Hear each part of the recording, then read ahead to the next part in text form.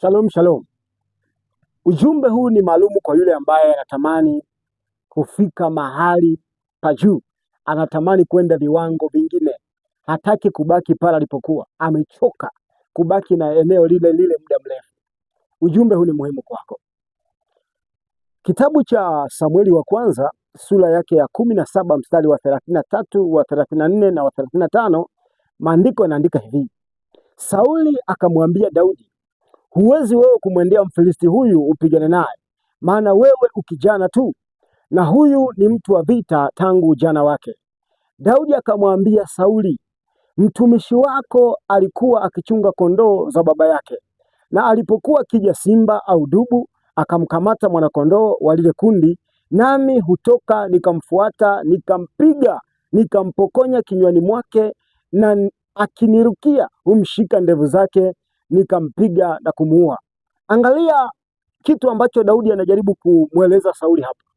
Sauli anajaribu kumkatisha tamaa Daudi kwamba wewe humwezi kumpiga kwa sababu huyu unayetaka kwenda kupigana naye ni mtu ambaye amejiandaa miaka mingi, amekaa, amefanya mazoezi makali sana. Kwa hiyo wewe kijana mdogo huwezi kwenda kumpiga Goliath.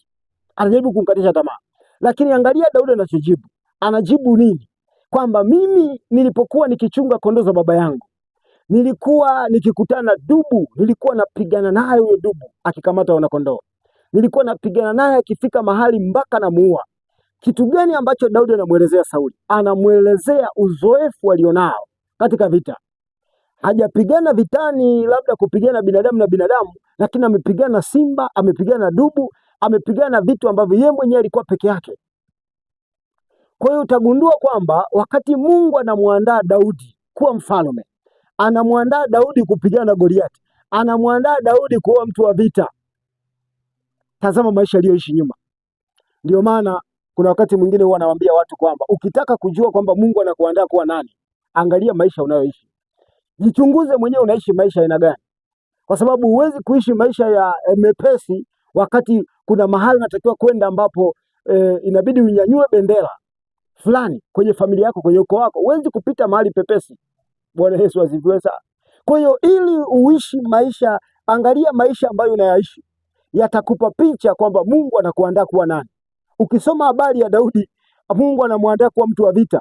Alitupwa na ndugu zake huko porini, au anachunga kondoo siku zote, au anakaa huko, alitengwa kabisa na hakuhesabika kama mmoja wa familia, ili akae kule focus na ile kazi alionayo kule. Muangalie pia Yusufu Mungu anamwandaa kuwa waziri mkuu, lakini anampitisha kwenye utumwa, kwenye nyumba ya Potifa.